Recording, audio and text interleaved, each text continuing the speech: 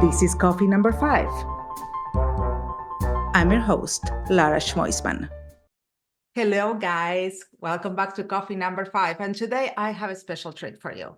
So I was at Napa Valley on an event called Inocos. It was fantastic. And I met this guy and he gave a fantastic presentation. And I was, okay, I need to have him on the podcast. I was so impressed. And it's, you know me that I'm all over the place and it's really hard to have me sitting down and listening. And Pascal impressed me. So here we are. Thank you so much, Pascal, for being here with us today. So Thank you, Lara, for having me. How do we pronounce your last name first? Oh, I'm French. I'm from Yes. Paris, and you say Houdayer. Houdayer. Okay. Very Yeah. good. With my Spanish accent doesn't help. That's okay. So anyway, Pascal, give us a little more a story about you, because you're a founder, an investor, you were a board member, you did so many things in different countries, and I will say in different planets also. But tell us a little more about your backstory and where you are today. Well, first of all, thank you, Lara, for having me on your podcast. It's a big honor, and I'm very humbled by what you said. And I'm very honored by what you said, because we met indeed at the Inocos Napa Valley event, and we connected very well. My background is I started in France in the pharmacy and beauty industry. Then I worked for Procter & Gamble for 20 years. That's where I learned a lot about marketing, about putting the consumer at the center. And in these 20 years, P&G moved me from France to Geneva in Switzerland, then to Cincinnati in the US, then to Casablanca in Morocco. And I've done some roles in marketing and general management. And then after that, I was hired by Henkel, with a German company, to lead their home care business, and became the CEO of the beauty care business from Henkel, which is mainly the brand Schwarzkopf. After that, I came back from Düsseldorf in Germany to France to be the CEO of a company called Naos, who is a leader in dermocosmetic with the brands like Bioderma or Institut Esthederm, which is specialized in spas and salon business. And after that, for the past 6 years, I worked for private equity in the US. And I founded, a company called Orveon Global, which is encompassing 3 brands of makeup. One is Laura Mercier, the other one is Bare Minerals, and the last one is Buxom. Wow, little brands. I'm so honored that you're here and with your trajectory, which is incredible.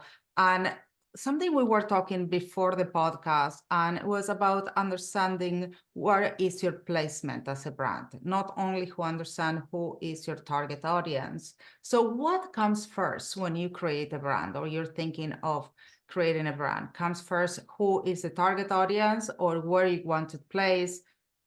What you think that is the right evolution of creating a brand? I would argue that none of that comes first. Okay. I would say that before the who and the how, there is the why. And as a founder, I'm always very impressed to meet young founders of independent brands in skincare, in hair care, in makeup. And what is very important is why. Yeah. Why they created this brand? What is the reason for being of this brand? And once you have this reason for being, this vision for your brand, then the who, the what, and the how becomes almost natural. So, for instance, we're talking about your brand of skincare Infused, which is fantastic. And when you You're think gonna about make me flash. But no, but it's so true. I'm so glad that you bring this up, because the why is essential for any brand. And there are so many brands that they get lost because they don't know who they are.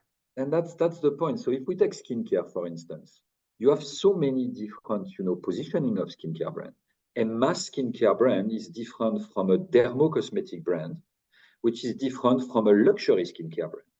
And that is basically driving your placement and the retailer where you're going to partner with. For instance, if you're a mass skincare brand, let's say Yulé from P&G, Yulé would basically naturally be a point of market entry for skincare, consumers, and you would partner with the Walmart, the Kroger, or the Tesco or Carrefour in Europe. Now, if you're a dermocosmetic brand, that means a brand which is having a medical positioning, like La Roche-Posay or Bioderma or Aven, then naturally your partners would be pharmacy channel. That would be CVS, Walgreens, or Rite Aid in the US. But you would rather not go, for instance, in Walmart. That would be a different partner. And if you're a luxury skincare brand, if I take SK2 from P&G or La Prairie from Estée Lauder, your partners will be department stores. You would go in Macy's, in Bloomingdale's, in Nordstrom, and sometimes with Ulta and Sephora, but you will not go in other partners. So the why is driving the who, which is driving the how. Absolutely. And that also is something that you need to be very in line when you create your formulation, to make sure that those products attach with your why, with your values also, but also to your target audience. Yeah, of course. I mean, if I go back to see this example of skincare, if you have a mass skincare product, you will probably not have the same demandingness in terms of clinical testing as a dermocosmetic brand. Yeah. Because the claims that you would do of moisturizing in a mass skincare brand are different, for example, to cicatrization post-chirurgical operation that you have with a certain product in medical positioning. So that's why actually, it's very important. It is very important. And because people think, and this coming from the marketing side and working with several smaller brands, that you can just put a claim out there because you think that it works, and it's not how it works. You need to be very careful with claims.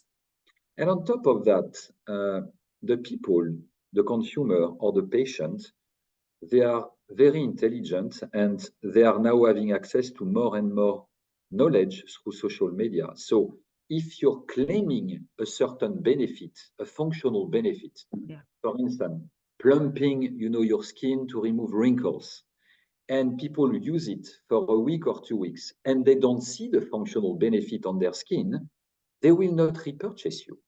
Absolutely. So you might have, awareness and trial, but you will not have repurchase rate, and as a consequence, your brand will not grow. That I always tell all my clients that customer retention is as important as bringing new clients, or even more important, because having a customer that comes over because they're happy with your product, it's amazing. Yeah, your loyal user base is basically your number one advertiser. I mean, they do word of mouth, they can be micro influencers, and they are genuine. So it's very important for your brand, especially at the early stage. Something is very interesting to me is that you've been working in so many different markets, and sometimes brands, they don't translate well from one market to another. So how you tackle that problem? I was talking yesterday with a brand in Latin America, and I was like, if you want to come to the US market, we're going to have to do rebranding. This with that price point, it's not going to be compete well in the US. No, you're totally right, Lara. A lot of reason for failure of geographic footprint expansion is the belief that what worked in one country will automatically work in another country. And this is wrong. Why? Because the culture is different. The culture is very different. Because second, the reason to believe the benefit, which are most of the time ingredients, are different. So sometimes, an ingredient that is well known in the US will be totally unknown in Japan or in China, and vice versa. And as a consequence, as a brand leader or as a founder, you need to make sure you have the humility to learn and to listen to consumer in the market where you want to enter, and maybe not to rebrand your brand, but to adapt your lineup, to adapt your product in order to be relevant and connect and resonate with a local consumer. Absolutely. It's so important. Maybe you don't need to try with your whole lineup. You start with a few key products that you feel like it will resonate better with the audience, and then you can start introducing other products. Exactly. And I'm having that challenge even with my brand, that I chose a very unique ingredient and that is not well known in the US. And it's a fight that I chose to tackle, but I know what to expect and that I'm going to have to do a lot of teaching. And if you bring in something different to the market, you need to create a whole like parallel campaign on educating. Yeah, and it has pros and cons, but you know, first the pro is that you have a clear point of difference, and because you have a clear point of difference, you stand out versus the competitive set. The potential, you know, hurdle to overcome would be to create awareness on this specific ingredient. Yeah. And that's where education is important. And that's where, you know, partnering with magazines, with influencers, with credible endorsers is very important to create this awareness that your brand would benefit, you know, as a second, in a second step. But also, it's not only educating the audience. You need to educate your partners. I always say that when, as a new brand, you need to create not only your marketing materials for the D2C, you need to create marketing materials for retail. Yeah, and where you're so right, Lara, is that the moment that your retail partners are convinced about your why and your benefits and the reason to believe of the benefit, which is your unique ingredients, they became your advocates. And Absolutely. they have far more power than you because of the number of doors they have in physical stores, or because they have the power to advertise on their website platform to a broader audience. Yes, but if you are in physical stores, then you have a different challenge when you bring a new brand with new ingredients, that you need to educate the sales team in those stores. Everyone, I talk to so many brands and their goal is, I'm gonna go retail, and yes, I'm gonna be in all these stores, and I wish that it happens to them, but they don't understand that if your brand doesn't go to retail too early, it might be like a one-time thing, and they're gonna say, we don't know how to sell it. So it's not gonna sell and you're gonna get kicked out. Yeah, no, but you're so right. When you look at, for example, some of the makeup or skincare industry in the US, the biggest part of your budget is put in what we call education and artistry ahead of social media.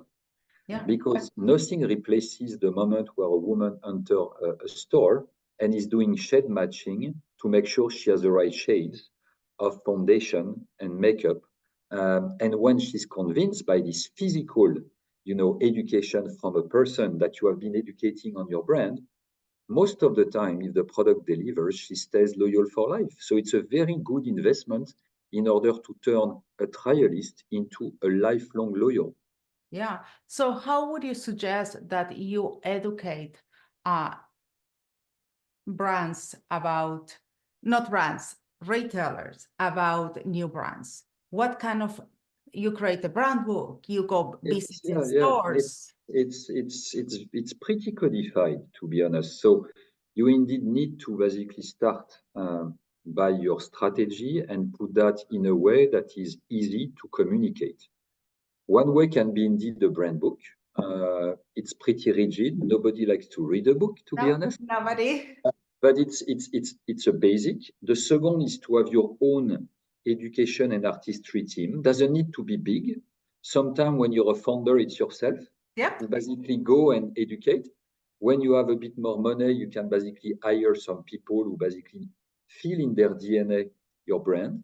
And after that, you have, you know, some forums, depending on your partners, where you can educate either the national teams or the local teams, or sometimes the regional teams. So it means that you're going to need to do a roadshow, especially if you manage to be listed in a great partner in beauty like Ulta, for instance, that have so many doors throughout the United States. But it's really worth it because if you manage to convert a lot of these, beauty associates in the stores, then it's going to drive your brand, awareness and trial. Yeah, and that would be amazing it's a dream for any brand owner, but it's not realistic to think that you can start like that. You need to start small. You need to start small, and most of the time, when you're small in this brand, very few big retailers will list you in the totality of their 600 doors nationally. They might tell you, okay, we're going to do a test in one city with a few doors, or if you're lucky, in one state. So you can basically educate the people physically yourself and make it work. And then, when the test is successful, you have national or, multiple state expansion, and your turnover is growing at that moment. You can hire people, and then you enter into a virtuous cycle. This is what I hope for every founder. Absolutely, me too. But also, it's really important to be a clean head when you start your brand and be realistic at what to expect, because also retail is going to expect that you can give them some proof and say, hey, I'm selling in D2C. This is what people say. You need to have all that brand awareness. You cannot think that, and it's an investment. Everything costs money. So you're going to be able, you need to make sure that the day that you're going to be knocking at doors in retail, you have all this proof. Yeah, the usual pattern that I've been observing from independent brands is that they start most of the time with their own direct-to-consumer website as step one. Yep. And they create a certain level of awareness because they have a great reason why. We talked about the brand mission, or because they have a great benefit, functional benefit or emotional benefit, or because they have a unique ingredient like your brand infuse. So at the end of the day, when you do that on your direct to consumer, you create a certain level of awareness. Then the step two, most of the time, is not to go in brick and mortar, but to have one e-commerce platform that believes in you and is willing to partner with you. So doesn't need to be Amazon, that could be another one, could be Sephora.com, could be Ulta.com, could be others. And then you basically create even more awareness and trial. And once this is done, the step three becomes, physical stores. Most of the time, a partner. Sometimes when you have a broad enough portfolio, you can try even your own store as a test. But very rarely you make it break even because so it's more difficult because you cannot bear the cost alone. That's why going with a partner is always something which is preferred. Yeah. Well, early on also you talk about another path. We talk about what doctor's office, medical spas. That's another completely different path, and it's not that you can approach it the retailer in this case. But that approach, Lara, cannot be followed by brands which are not really dermocosmetic brands.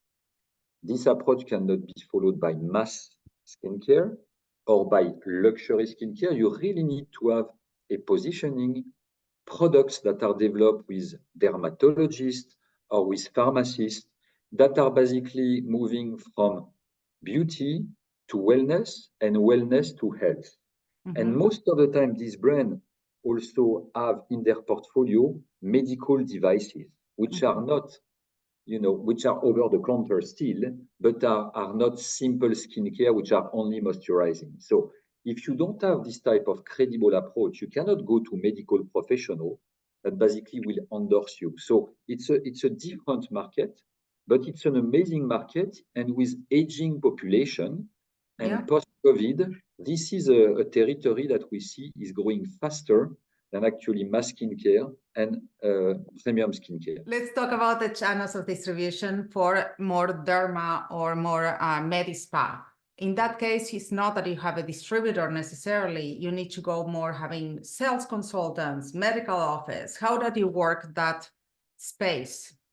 It's again a very different approach, which is linked to the positioning of your brand. When you're a dermocosmetic brand, You start by first, in each country having some medical experts, most of the time dermatologists that are well known, that are willing to publish with you some very strong medical papers that are basically helping, research, etc.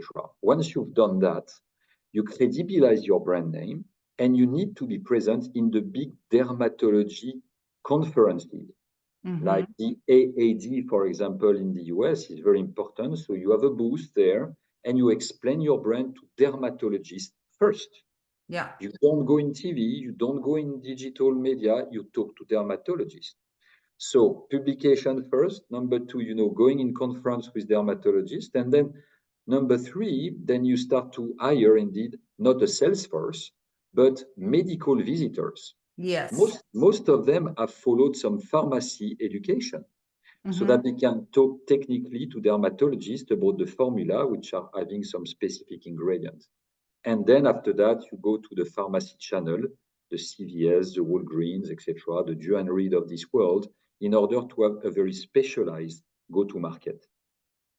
Very interesting. And what if you have a luxury brand that it's for medical spas and for A luxury brand, as we talked, it needs to be in a go-to-market which is high-end.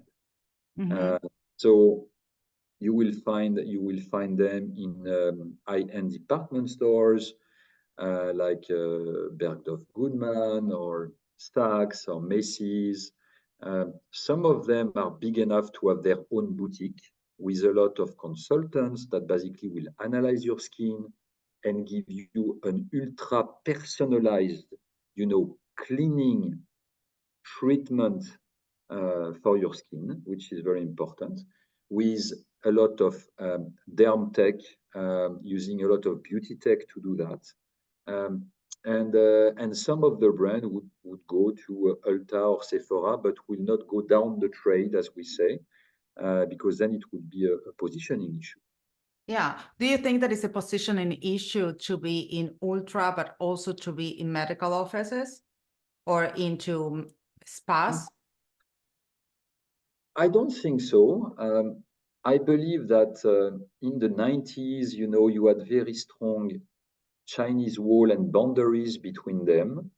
But now, as I mentioned, beauty is evolving to well-being and well-being to health. So these boundaries are collapsing a bit more.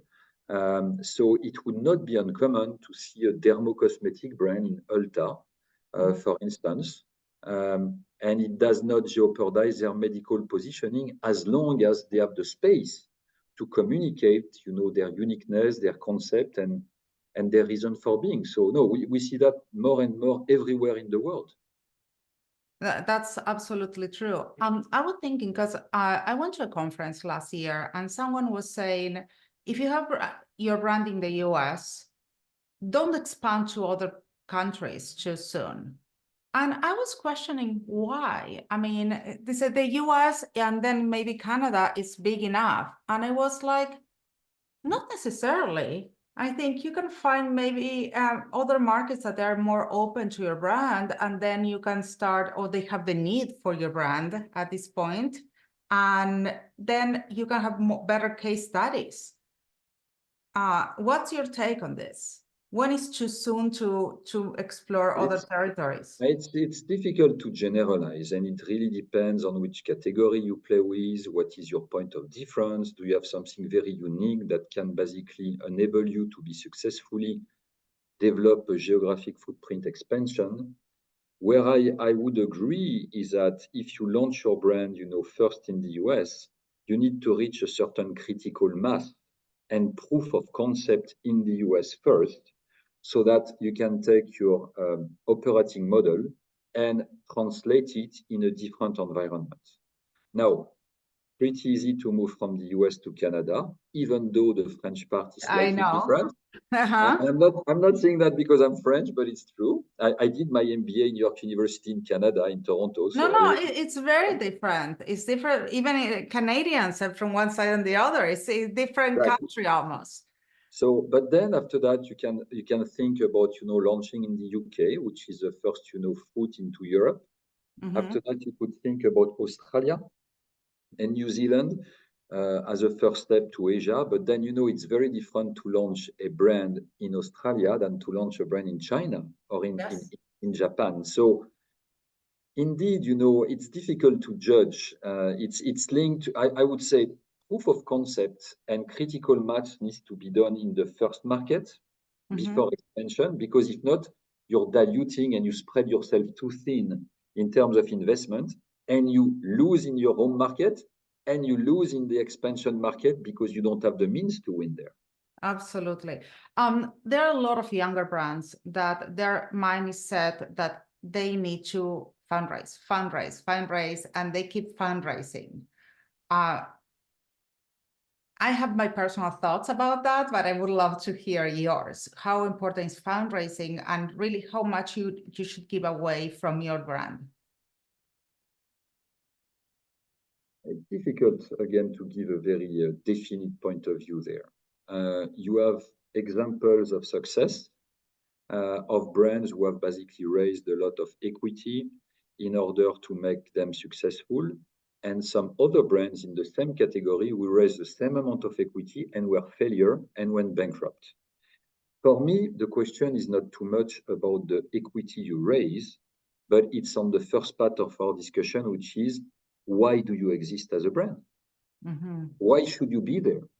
If you are only a Me Too with a fake storytelling, you will not survive whatever the money you inject on your brand. Yeah. So I think that, you know, it's like the dog, you know, beating his own tail. At the end of the day, it's not the equity you inject, it's about the uniqueness of your product, of your services, or your experience. But also it's about the plan of how will you use the money that you raise. Yeah, for sure. But, you know, okay, you got my point. Yeah. If you use your money smartly on a concept which is wrong, you will fail. Yes. And I would argue that if the right concept you have and you use your money not in an optimized way, you have a better chance to win. Okay, let's explore a little bit more on that. Give me an example. No, the point is that, you know, when you found a brand, if you have a great idea, which is unique, or a great ingredient, and you're passionate about it, and you can basically develop it, if you get some equity injection, and you're not an expert in marketing or in brand amplification, you learn your way and you're not spending your money in an optimized way. If your concept is great, you have higher chances of winning, of course, than if your concept is wrong. Absolutely. And you spend your money rightly. That's my only point. Yeah, no, and I've seen this so many times. I always see all these founders trying to work so hard on doing an Instagram post instead of doing what they need to do with their brand. And I feel like their time is, there's so much waste there. As a founder, you need to use your time wisely. And one of the most important things is to partner with the right people and the right. Yeah, I would argue as a founder, you need to embody the values of the company. Absolutely. You need to role model the mission. If you're a sustainable brand and you're not, as a founder or a CEO, embodying the values of the brand, the consumers through social media can very fast know who is behind the brand, what is the life of the founder, and then they're going to discover it's fake and they will not follow you anymore. So it's Absolutely. very, Yeah. I want to underline the point of authenticity. Totally. Very important. Totally. It's really important. And I think right now for new brands, the founder story is so important to embrace. And it's not only the story of the brand, it's the founder that aligns with the brand. It's not that you can say my brand has oranges, but I don't like oranges. You need to make sure that you're walking the talk. Exactly. And, you know, that's why the first thing that I looked at when I founded the Orveon company in 21 was what were the vision and the values that I wanted for this portfolio of makeup brand, and make sure that the people that I was hiring would embody and role model this value. And if they were not, I would make sure that I would coach them and develop them so that they do it, because it's so important. So important. Well, Pascal, thank you so much for being here today to have coffee with me. I really enjoyed this, and I can keep talking to you for hours. So next time in real life coffee.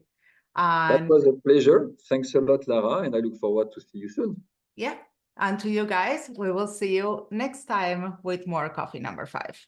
Find everything you need at laraschmoisman.com or in the episode notes right below. Don't forget to subscribe. It was so good to have you here today. See you next time. Catch you on the flip side. Ciao, ciao.